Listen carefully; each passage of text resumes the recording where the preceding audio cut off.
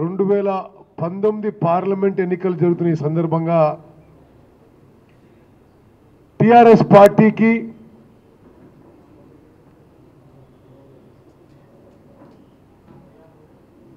ఒక నాగర్ కర్నూల్ ఎంపీ నంద్యాల గారు తప్పితే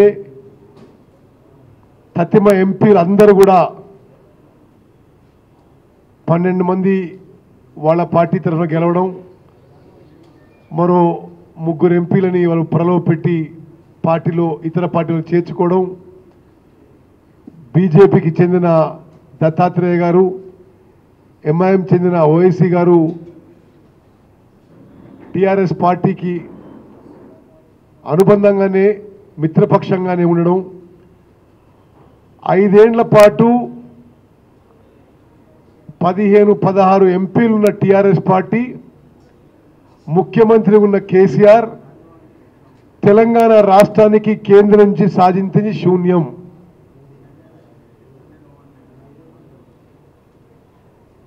నేను మరోమారు రిపీట్ చేస్తున్నాను, 2014 నుంచి 2019 వరకు తెలంగాణ రాష్ట్రం నుంచి 17 మంది ఎంపీలుంటే వాళ్ళ పార్టీ వాళ్ళు గెలిచిన వాళ్ళు కాకుండా నల్గొండ నుంచి గెలిచిన సుఖేందర్ రెడ్డి గారిని, టీడీపీ నుంచి గెలిచిన మల్లారెడ్డి గారిని, వైఎస్ఆర్సీపీ గెలిచిన పొంగులేటి శ్రీనివాసరెడ్డి గారిని తన పార్టీలో చేర్చుకొని ఇల్లీగల్గా బీజేపీ దత్తాత్రేయ గారు, ఎంఐఎం ఓవైసీ గారు వారికి మిత్రపక్షంగా ఉంటూ 16 మంది ఎంపీలున్న తెలంగాణ రాష్ట్రానికి కేంద్ర ప్రభుత్వం నుంచి ఏమీ సాధించని కేసీఆర్ గారు టిఆర్ఎస్ పార్టీకి ఈసారి పార్లమెంట్ ఎన్నికల్లో ఓట్లడే అర్హత లేదు అని ఒక స్పష్టమైన సందేశం తెలంగాణ ప్రజలకు ఇవ్వదలుచుకున్నాం. అదేవిధంగా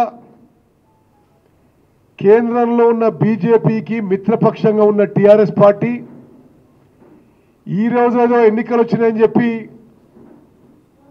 మళ్ళీ ఏదో మాట్లాడే ప్రయత్నం చేస్తున్నాం. కానీ మేము తెలంగాణ ఓటర్లకి గుర్తు చేయాల్చుకున్నాం, భారత రాష్ట్రపతి ఎన్నికల్లో ఆర్ఎస్ఎస్ బ్యాక్గ్రౌండ్ ఉన్న రామ్నాథ్ కోవింద్ గారు భారత రాష్ట్రపతి కావడానికి కేసీఆర్ గారు ఓటు వేశారా లేదా? భారత ఉపరాష్ట్రపతి ఎన్నికల్లో డిమానిటైజేషన్లో, జిఎస్టీలో, రాజ్యసభ డిప్యూటీ చైర్మన్ ఎన్నికల్లో, లోక్సభలో అవిశ్వాస తీర్మానం సందర్భంగా టిఆర్ఎస్ పార్టీ బీజేపీ పార్టీకి బహిరంగంగా మద్దతు పలికిన విషయం, మద్దతు పలికిన తెలంగాణ రాష్ట్రానికి ఏమీ ప్రయోజనం చెందని విషయం తెలంగాణ ప్రజలకి, ఓటర్లందరికీ కూడా మరోసారి మేము గుర్తు చేస్తున్నాం. అదేవిధంగా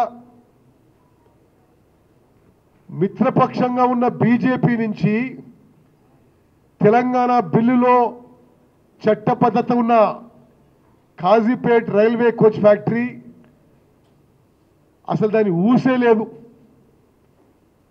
బయ్యారం స్టీల్ ఫ్యాక్టరీ సాధించలేకపోయారు. గిరిజన యూనివర్సిటీ గురించి వీళ్ళు మాట్లాడరు, వాళ్ళు మాట్లాడరు. గతంలో మంజూరన్న ఐటీఐఆర్ రద్దయిపోయింది. కేంద్రం నుంచి ఒక ఇరిగేషన్ ప్రాజెక్టుకి జాతీయ హోదా సంపాదించలేకపోయారు. అన్ని విధాలుగా వైఫల్యం చెందిన టిఆర్ఎస్ పార్టీకి పార్లమెంట్ ఎన్నికల్లో ఓటు వేయడం వృధా, అది మోరీలోనే ఓటు వేసినట్టుందని చెప్పి కాంగ్రెస్ పార్టీ తెలంగాణ ఓటర్లకు మనం చేస్తున్నాం. మేము స్పష్టమైన హామీ ఇస్తున్నాము, తెలంగాణ ఓటర్లు కాంగ్రెస్ పార్టీకి తెలంగాణ రాష్ట్రంలో అధిక స్థానాలు, ఎంపీ స్థానాలు ఇస్తే ఖచ్చితంగా ఒక భారీ ఇరిగేషన్ ప్రాజెక్ట్కి జాతీయ హోదా తీసుకొస్తాము. తెలంగాణ బిల్లులోని రైల్ కోచ్ ఫ్యాక్టరీ కట్టిస్తాము. బయ్యారం స్టీల్ ఫ్యాక్టరీ నిర్మింప చేయిస్తాము. ఐటీఐఆర్ పునరుద్ధరించి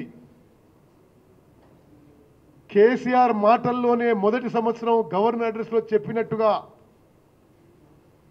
2.5 లక్షల కోట్ల పెట్టుబడులు తీసుకొచ్చి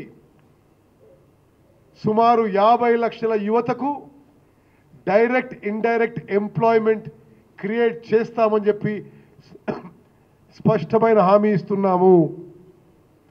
నేను ఐటీఐఆర్లో పెట్టుబడి కానీ ఈ ఉద్యోగ అవకాశాల ఫిగర్స్ అయితే మనవి చేస్తున్నానో అది కేసీఆర్ గారు ముఖ్యమంత్రి అయిన తర్వాత గవర్నర్ అడ్రస్లో ఉన్న అంకెలు మాత్రమే నేను ప్రస్తావిస్తున్నాను. స్పష్టమైన హామీ తెలంగాణ ఓటర్లకు ఇస్తున్నాం. ఈ దేశానికి రాహుల్ గాంధీ గారు ప్రధానమంత్రి కాబోతున్నారు. రాహుల్ గాంధీ గారి నాయకత్వంలో ఏర్పడబోయే కేంద్ర ప్రభుత్వం నుంచి తెలంగాణ రాష్ట్రానికి తెలంగాణ ప్రజల అవసరాలు తీర్చే విధంగా తెలంగాణ కాంగ్రెస్ పార్టీ నుంచి ఎన్నికయ్యే ఎంపీలు ఒత్తిడి తీసుకొచ్చి సాధిస్తామని చెప్పి మనం చెప్తున్నాను.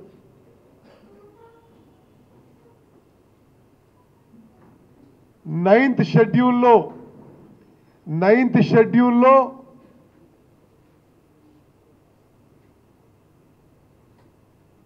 తగిన చట్టపరమైన చర్యలు తీసుకొని గిరిజనులకి వాళ్ళ రాజ్యాంగ హక్కు అయిన జనాభా ఆధారంగా పాపులేషన్ పర్సంటేజ్ ప్రకారం రిజర్వేషన్స్ కల్పిస్తాము.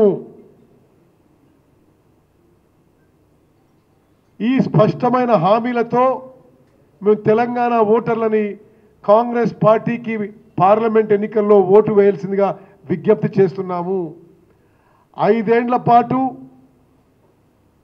ముఖ్యమంత్రిగా కేసీఆర్గా టీఆర్ఎస్ పార్టీగా 16 ఎంపీలు మద్దతున్న తెలంగాణ ఓటర్లకు ఏమీ సాధించలేదు. ఇప్పుడు ఏదో పెద్ద పెద్ద మాటలు మాట్లాడుతున్న ఎన్నికలు వచ్చినప్పుడు మళ్ళీ తెలంగాణ ఓటర్లని మాయ మాటలు చెప్పి కూర్చేయండి అమ్మా నారాయణ కొన్ని పంపించండి.